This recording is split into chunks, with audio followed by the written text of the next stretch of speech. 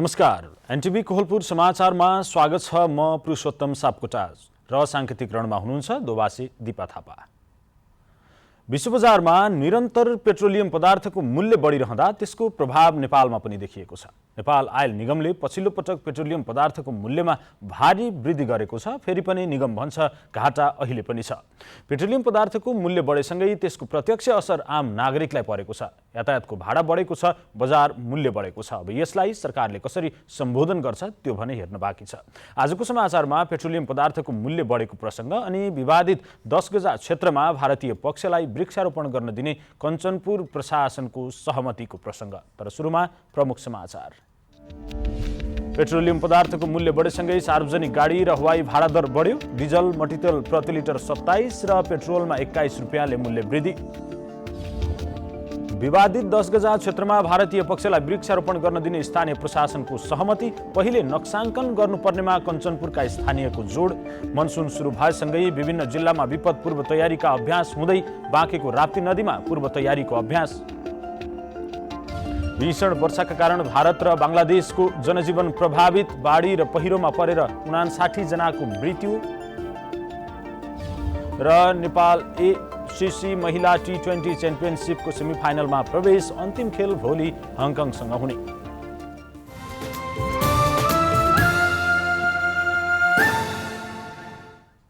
समाचार अब विस्तारमा।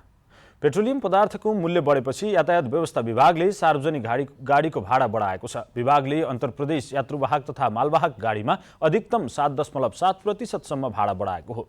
यात्रुवाहक सार्वजनिक सवारी साधनमा 5.30% भाडा बढेको छ। यस्तै पहाडी बाटोमा सञ्चालन हुने मालवाहक सवारीमा 6.94 तथा तराईको बाटोमा चल्ने मालवाहक सवारीमा 7.7% भाडा वृद्धि गरिएको विभागले जारी गरेको सूचनामा उल्लेख छ। स्थानीय रुटमा सञ्चालन हुने यातायातको भाडा भने यथावत रहने विभागले जनाएको छ।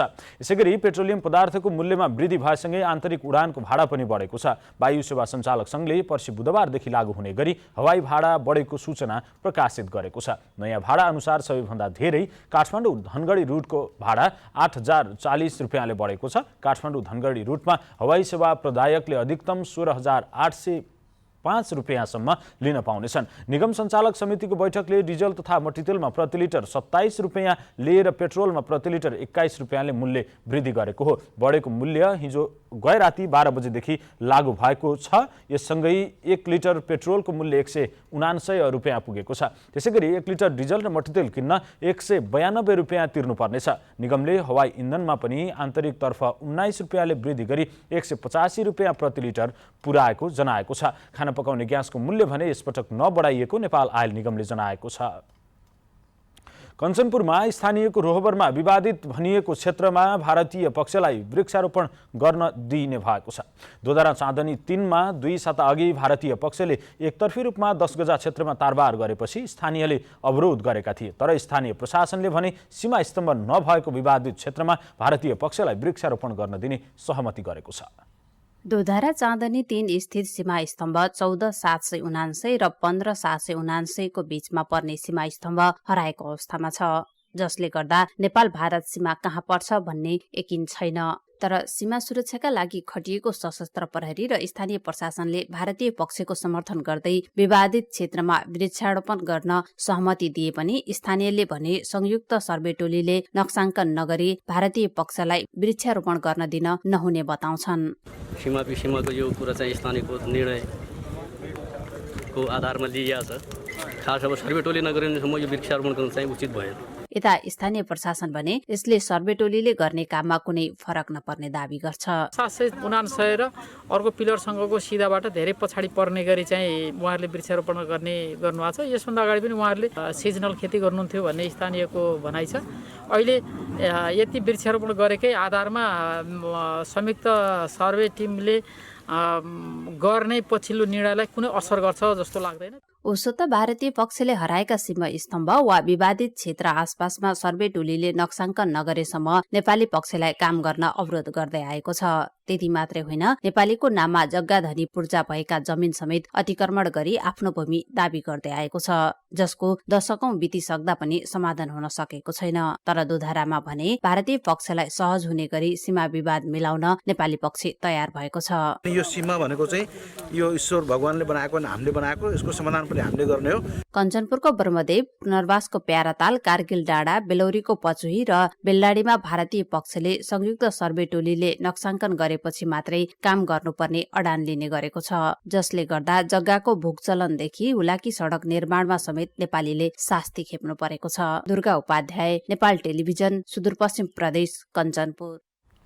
बाँकेको डुडुवा गाउँपालिकाको राप्ती नदीमा विपदको पूर्व तयारीका लागि बाढी सम्बन्धी कृत्रिम घटना अभ्यास गरिएको छ। आन्तरिक मामिला तथा सञ्चार मन्त्रालय, जिल्ला प्रशासन कार्यालय बाँके र विभिन्न संस्थाको सहकार्यमा अभ्यास कार्यक्रम गरिएको हो। बाँकेमा मनसुनबाट हुन सक्ने क्षति न्यूनीकरणका लागि मनसुन पूर्व तयारी तथा बाढी सम्बन्धी कृत्रिम घटना अभ्यास गरिएको छ। यस वर्ष मनसुनबाट ठूलो क्षति हुने आकलन गरिएसँगै क्षतिको न्यूनीकरण गर्न विपदको पूर्व तयारीका लागि बाढी सम्बन्धी कृत्रिम घटना अभ्यासलाई निरन्तरता दिएको लुम्बिनी प्रदेशका आन्तरिक मामिला तथा सञ्चार मन्त्री तिलकराम शर्माले बताउनुभयो। मन्त्री शर्माले विपद सम्बन्धी कार्यक्रम गर्न केही ढिला भए पनि यो कार्यक्रम एकदमै प्रभावकारी हुने जानकारी दिनुभयो। बाढी, पहिरो लगायतका प्राकृतिक घटना अचानक हुने विपदबाट बच्न यो अभ्यास कार्यक्रमले सहयोग गर्ने उहाँको भनाइ छ। लुम्बिनी प्रदेश आन्तरिक मामिला मन्त्रालयको यो निरन्तरताको कार्यक्रमै हो। हामीले अलि पहिल्यैदेखि यो कार्यक्रम गर्ने भन्दा भन्दै हामीले आफैले नभ्याएर अलिकति ढिला भएको, बर्खा लाग्ने टाइममा चाहिँ यो एउटा भयो। बर्खा लागि पनि सकेको छ र अहिले हामीले सुनिराखेका छौँ। वास्तवमा मौसम पूर्वानुमान अहिले अलि लुम्बिनी प्रदेशको लागि त्यति राम्रो छैन। लुम्बिनी प्रदेश देशभरि पर्ने पानीको 40% पानी लुम्बिनी प्रदेशभित्र नै पर्ने भन्ने खालको चाहिँ मौसम पूर्वानुमानहरू आइराखेका छन्। साथै उहाँले पानी खाएर फालिने बोतलको प्रयोग गरी यस्ता विपदजन्य घटनाबाट जोगिन सकिने पनि बताउनुभयो। यस्तै जिल्ला प्रशासन कार्यालय बाँकेका प्रमुख जिल्ला अधिकारी सूर्य बहादुर खत्रीले मनसुन पूर्वको खोज, उद्धार र बाढीबाट हुन सक्ने जोखिम कम गर्न विपद प्रतिकार अभ्यास प्रभावकारी हुने बताउनुभयो। यस वर्षको मनसुनमा विगतमा भन्दा बढी वर्षा हुन सक्ने आकलन अनुसार नै सबै सुरक्षा निकाय, पालिका, रेड क्रसलाई तयारी अवस्थामा राखिएको उहाँको भनाइ छ। अब हाम्रो विपद चाहिँ जुनसुकै बेला पनि आउन सक्छ। त्यसमा पनि खास गरी अब बर्सातको मौसम सुरु भइसकेको छ। त्यो बेलामा बाढी आउन सक्ने र त्यो बाढीबाट धनजनको क्षति हुन सक्ने र त्यो क्षति हुनेलाई कसरी न्यूनीकरण गर्न सकिन्छ भन्ने हिसाबले हामीले एउटा यो जनचेतनामूलक कार्यक्रम र अभ्यासबाट फेरि हामी चाहिँ कतिको तयारी अवस्थामा छौँ भन्ने कुराको एउटा जानकारी दिनको लागि पनि हामीले गरेका छौँ। यस्तै कार्यक्रममा सहभागी भएका स्थानीय दुर्गा प्रसाद पाण्डेले यस्ता पूर्व अभ्यासका कार्यक्रम बाढीबाट प्रभावित भएका स्थानमा गर्दा अझ प्रभावकारी हुने बताउनुभयो। वर्षौंदेखि बाढीको मारमा परेको र स्थानीयलाई पनि विपदबाट जोगिन तालिमको व्यवस्था गर्नुपर्ने उहाँको माग छ। यस्तै खालको हाम्रो गाउँघरमा गराउनुपर्छ। किन 12 बजे राति बाढी आउँछन्, 12 बजे राति सुरक्षाकर्मी त्यहाँ पुग्दैन। कम्तीमा त्यो गाउँघरमा सिकेको मान्छेले केही त उद्धार गर्छन्। त्यो मेरो जोरदार माग छ। जिल्ला विपद व्यवस्थापन समिति बाँकेका सूचना अधिकारी रूपन गेवालीले विपद सम्बन्धी पूर्व अभ्यास कार्यक्रमले बाढीजन्य विपदबाट जोगिन ठूलो सहयोग गरेको बताउनुभयो। एकदमै महत्त्वपूर्ण चाहिँ यसले भूमिका निर्वाह गर्छ। योजनाहरू बनाउँछौँ, त्यसको कार्यान्वयनको पक्षलाई हेरेर त्यसको आधारमा यहाँ के सबै राम्रो पक्ष मात्रै हुँदैन, यसमा के सुधार गर्नुपर्ने पक्षहरू हुन्छन्, ताकि भोलि रियल सिनारियोमा रियल टाइममा हामीले प्रभावकारी प्रतिकार गर्दाखेरि चाहिँ सजिलो हुन्छ र विभिन्न सेक्टरहरूको बिचमा समन्वयकारी भूमिकाहरू निर्वाह गर्नको लागि यो चाहिँ एकदमै यो अभ्यास चाहिँ एकदमै प्रभावकारी हुन्छ। जिल्ला प्रशासन कार्यालयले उच्च जोखिमयुक्त क्षेत्र, परिवार संख्या र सुरक्षित स्थानको पहिचान गर्ने, पालिकाभित्र भएको विपदमा प्रयोग हुने स्रोत साधन, जनशक्तिको अध्यावधि गरी तयारी अवस्थामा राख्ने जस्ता काम पूरा गरेको जनाएको छ। कार्यक्रममा विभिन्न सङ्घ संस्था, सुरक्षा निकायका पदाधिकारी लगायतको सहभागिता रहेको थियो। क्यामेरामा विपिन श्रीवास्तवका साथमा दुर्गा भट्ट, राप्ती पुल, कम्बी, बाँके। वर्षायाम सुरु भएसँगै विपदका घटनाहरूको सामना वर्षेनी भोग्नु परिरहेको हुन्छ। यो समयमा विपदका घटनाबाट हुन सक्ने सम्भावित क्षति रोक्न के गर्नु पर्ला हामीले आज पाल्पाका केही नागरिकलाई सोधेका छौँ। हेरौँ आजको आवाजमा।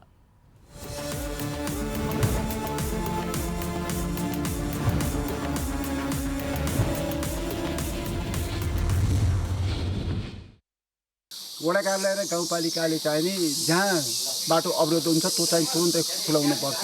खुलिसकेका बाटाहरू हुन् तिनीहरूलाई तुरुन्तै खुलाउनु पर्छ र सेवा सुविधा एम्बुलेन्सहरू हिँड्ने वातावरण बनाउनु पर्छ। बाढी पहिरो भएको ठाउँहरूमा पीडितहरूलाई तिरपालको व्यवस्था गर्ने अनि सम्भावित जोखिम भएको ठाउँबाट जनतालाई अन्यत्र ठाउँमा सार्ने अनि राहतहरू दिने गर्नु पर्यो। स्थानीय सरकारहरूले आफै सरकारको अनुभूति गर्ने बेला भएको छ।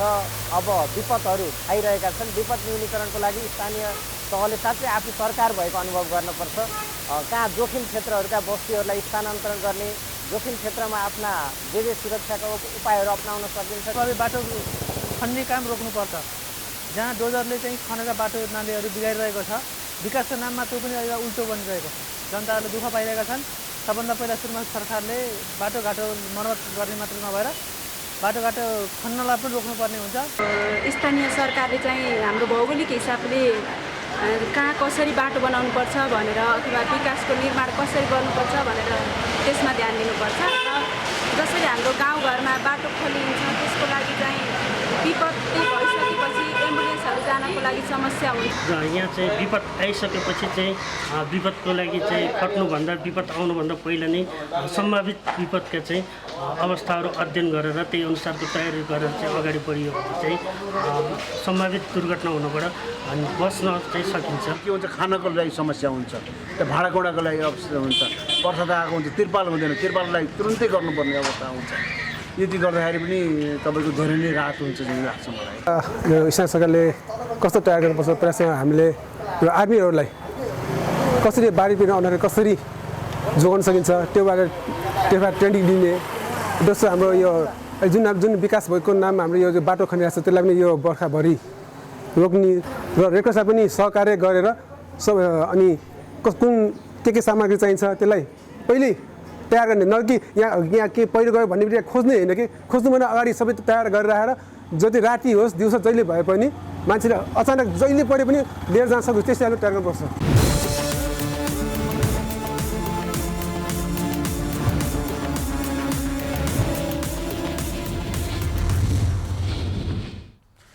लुम्बिनी प्रदेशका आन्तरिक मामिला तथा सञ्चार मन्त्री तिलकराम शर्माले कारागारभित्र रहेका कैदीबन्दीलाई पनि रोजगारमा लगाउनु पर्ने बताउनु भएको छ।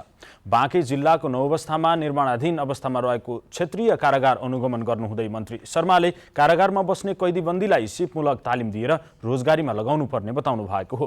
कैदीबन्दी कारागारमा कैद हुँदा परिवार विचल्लीमा पर्ने हुँदा उनीहरूलाई सिप सिकाएर रोजगारीमा लगाई कैदीको परिवारको जीवन सहज बनाउनु पर्ने दिशामा सरकारले सोच बनाएको भन्दै मन्त्री शर्माले खुला कारागारको अवधारणा अगाडि बढाइएको बताउनु भएको छ। सोचेका के हो भने कारागारको त्यो श्रमलाई सदुपयोग गर्नुपर्छ। उनीहरूसँग परिवारहरू जोडिएको हुन्छन्, ती परिवारहरू तिनीहरूप्रति आश्रित हुन्छन् र तिनीहरूसँगलाई नि श्रममा जोड्ने, परिवारहरूको चाहिँ जो आश्रित हुन्छ उनीहरूको भरथेक गर्ने, उनीहरूले नै कमाएर भित्र बसेर पनि कमाएर बाहिर परिवार पाल्न सक्ने एउटा।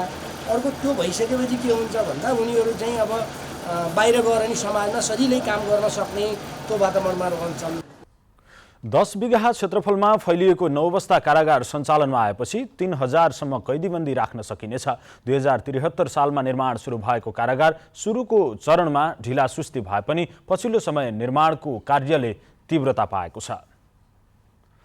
मुस्लिम समुदायको पवित्र स्थल साउदी अरबको मक्का मदिना जानका लागि कपिलवस्तुबाट त्यसतर्फ प्रस्थान गरेका छन्। कोरोना कहर पछिको पहिलो धार्मिक यात्राका क्रममा उनीहरू जिल्लाका विभिन्न स्थानबाट सदरमुकाम तौलिहवा हुँदै काठमाडौँतर्फ प्रस्थान गरेका हुन्।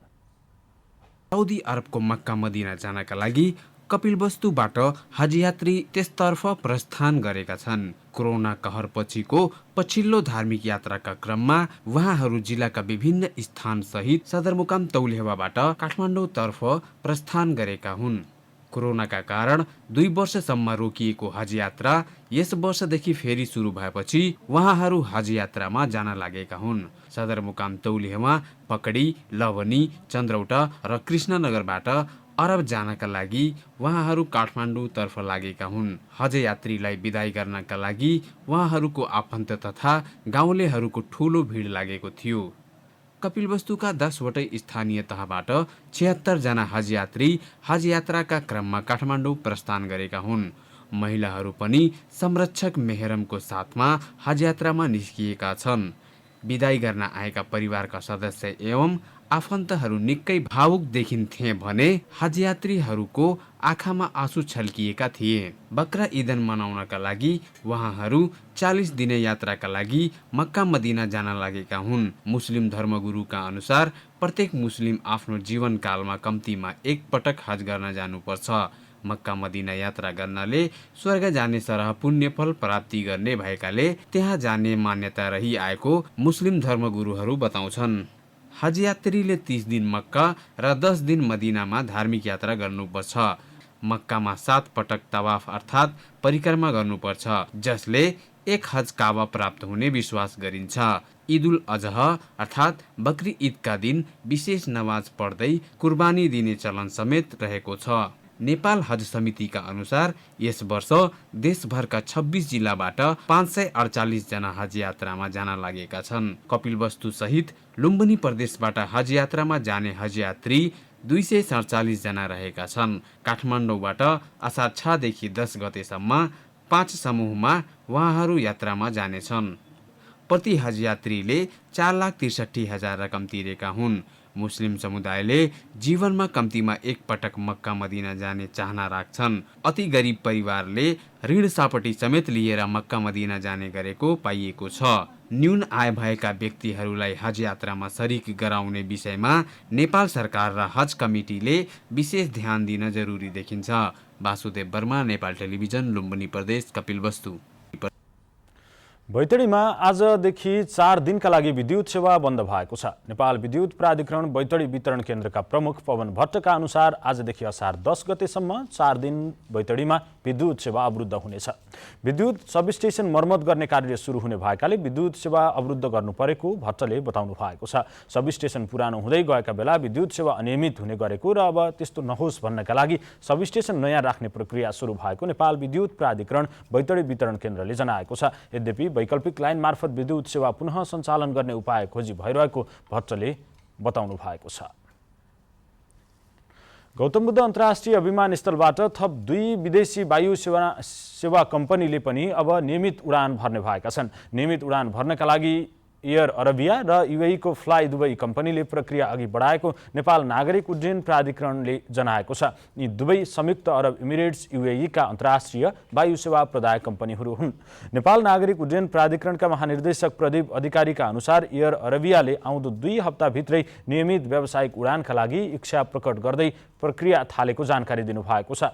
उहाँका अनुसार खास गरी भैरवा विमानस्थलबाट श्रम गन्तव्य मुलुकमा जान चाहने यात्रुको माग तथा चाप पनि उच्च रहेको छ। सोही कारण अन्य विदेशी वायु सेवा कम्पनीले पनि विमानस्थलमा अन्तर्राष्ट्रिय उडानका लागि रुचि बढाएका छन्। यसैगरी 1 महिना अघि विमानस्थल उद्घाटनसँगै साताको 3 दिन नियमित उडान सुरु गरेको जजिरा एयरलाइन्सले पनि छिटै हप्तामा 7 वटा उडान सुरु गर्ने तयारी गरेको गौतम बुद्ध अन्तर्राष्ट्रिय विमानस्थल भैरवाका प्रमुख गोविन्द प्रसाद दाहालले जानकारी दिनुभएको छ। समाचारको क्रम जारी नै छ, एकैछिनको विश्राम।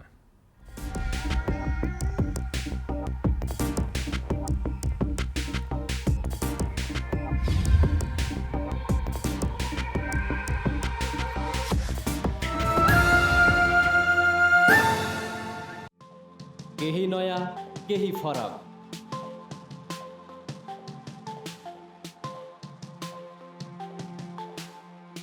राष्ट्रिय सञ्चारको मेरुदण्ड नेपाल टेलिभिजनको प्रादेशिक च्यानल एनटिभी कोहलपुर। पश्चिम नेपालको लुम्बिनी, कर्णाली र सुदूर पश्चिमको एकमुष्ट आवाज। सत्य समाचार, तटस्थ विचार। कार्यक्रममा मौलिकता समावेशिता र विकासमा विस्तार। डिजिटल दुनियाँमा तपाईको विचार र भावनालाई संसारसँग जोड्दै एनटिभी कोहलपुर। सूचना, शिक्षा र मनोरञ्जनको यो यात्रा हो समृद्धिको।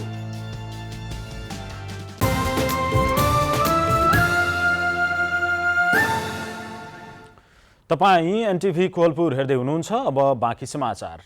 नेपालमा पछिल्लो 24 घण्टामा देशभर थप 28 जनामा कोरोना भाइरसको संक्रमण पुष्टि भएको छ। स्वास्थ्य तथा जनसङ्ख्या मन्त्रालयका अनुसार 3914 जनाको कोरोना परीक्षण गर्दा उक्त संख्यामा संक्रमित थपिएका हुन्। यही अवधिमा 10 जनामा संक्रमण मुक्त भएको बताइएको छ। कोरोना संक्रमणबाट पछिल्लो 24 घण्टामा मृत्यु हुनेको संख्या 0 रहेको छ। अहिले देशभर 120 जना सक्रिय संक्रमित रहेका छन्। अब अन्तर्राष्ट्रिय समाचार।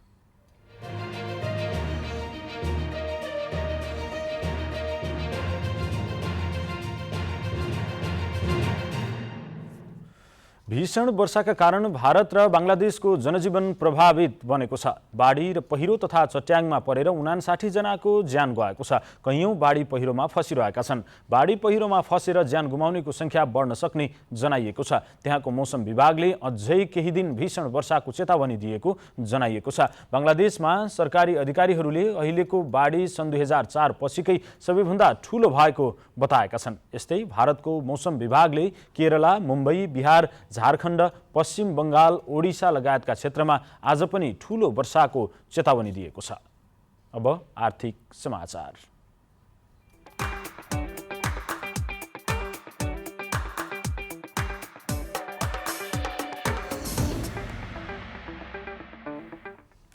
पछिल्लो समय लगातार ओह्रालो लाग्दै आएको शेयर बजारको पहिरो आज पनि रोकिएन। शेयर बजार परिसूचक नेप्से आज 49.31 अङ्कले घटेर 1884.81 बिन्दुमा झरेको छ। आज सबै समूहको शेयर घटेर राताम्य भएकोमा विकास बैंक, जलविद्युत उत्पादन, बीमा र लघुवित्तको शेयर उच्च अङ्कले ओह्रालो लागेको छ। 230 वटा कम्पनीको शेयर कारोबार भएकोमा 5 वटा कम्पनी बाहेक सबैको शेयर घटेको छ। शेयर बजार लगातार घटेपछि बेच्नेहरूको लहरले आज कारोबार संख्या र रकम भने केही बढेको छ। 61,86,000 किता शेयर 1 अर्ब 75 करोड रुपियाँमा कारोबार भएको छ। आज सबैभन्दा धेरै तेह्रथुम पावर कम्पनीको शेयर 10% तथा कालिका पावर र रिभर फल्स कम्पनीको शेयर 9% भन्दा धेरैले घटेको छ। समग्रमा बजार राताम्य हुँदा पनि आँधी खोला र सिवाइसी लघुवित्त कम्पनीको शेयर 10% ले बढेको छ। अब खेलकुद समाचार।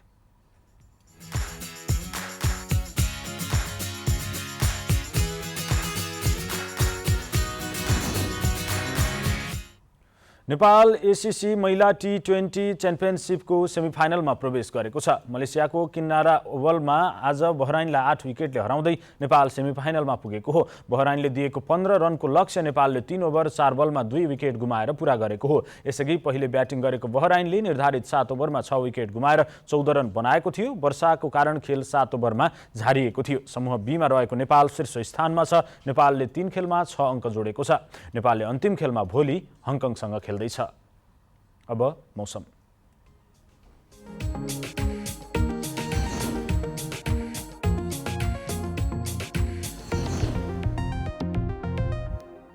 आज प्रदेश 1, मध्य प्रदेश, लुम्बिनी, कर्णाली तथा सुदूरपश्चिम प्रदेशका केही र बाँकी प्रदेशका थोरै स्थानमा मेघगर्जन, चट्याङसहित हल्कादेखि मध्यम वर्षा भयो। आज राति प्रदेश 1, मध्य प्रदेश, बागमती प्रदेश र गण्डकी प्रदेशका केही र बाँकी प्रदेशका थोरै स्थानहरूमा मेघगर्जन, चट्याङसहित हल्कादेखि मध्यम वर्षाको सम्भावना रहेको छ। अब मौसम सम्बन्धी थप विवरण।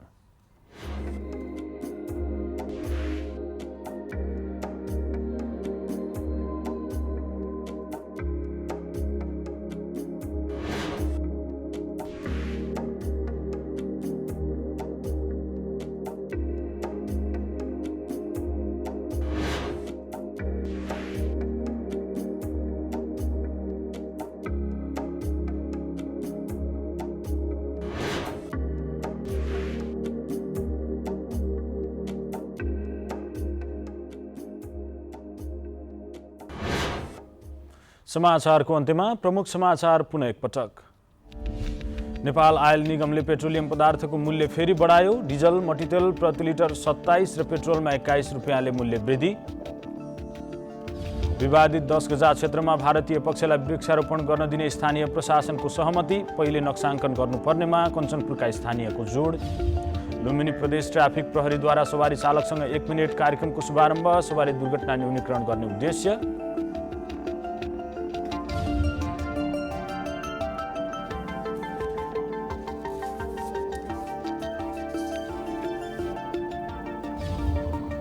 र नेपाल एसिसी महिला टी20 च्याम्पियनसिपको सेमिफाइनलमा प्रवेश। अन्तिम खेल भोलि हङकङसँग खेल्ने।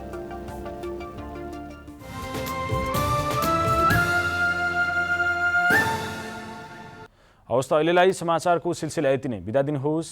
नमस्कार।